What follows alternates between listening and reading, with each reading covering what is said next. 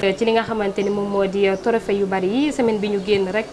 gis nañu tamit ñu daal di def sargal Lamine Ndiaye ñi ko def rek bokk ci waa classe ñu gisaat tamit yeneen trophée yoo xamante ni tamit teg nga ko fi muy lu am solo est-ce que mën nañoo xam sargal Lamine Ndiaye bi lu waral waa classe defoon ko. waaw classe bi ñu koy door. dañ ma woowoon. ma dem fi ñu doon répété. ñu jot fa am ay échange maanaam lu ma xam ci métier bi. yenn rôle yi naka laa ko gisee. ak ndoxalin la ñu waxtaan ci yooyu.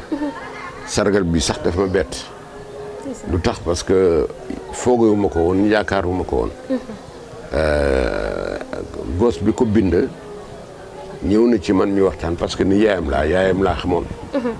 donc miineel gañ ma miinaloon moo doon ñëw ci kër ga fa laa xamee gos bi te xaw ma ne woon sax kooku mooy yaayam. a baax bon moom aussi bi muy door ñëw gis na ma ne man sama yaay de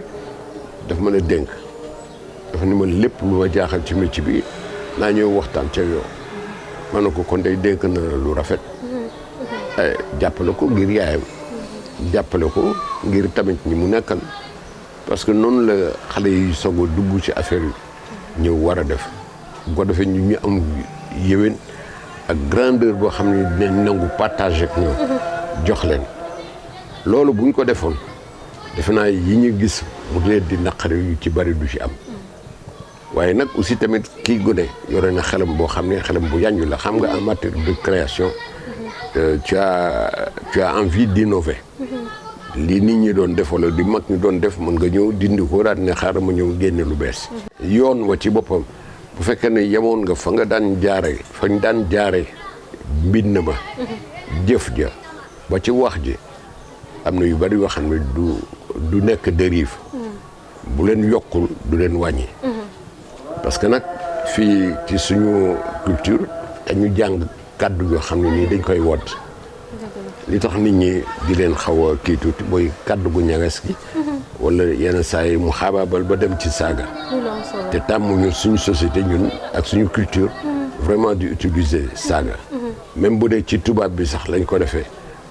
déggin wi ak intonation bi ni dañ koy chargé ba nga xam ne nii quelquefois dafay naqari dégg ndax loo ci gis day ànd ak musicalité donc métier bi aussi musicalité mooy tax ba soo koy def aussi tamit da nga am benn rythme boo xam ne moom ngay indi boo benn musicalité boo xam ne mi ngi jaar ci intonation bi donc loolu yëpp nga war a liggéey soo ko liggéeyul te xamoo fooy jaar ba entre sentiment def communication bi ak émotion bi transition sentiment bi di dem ci émotion parce que émotion li ko mën a génne mooy xaru kanam waaw te loolu dafay metti ci koo xam ne ni nga xamul yëgul tinu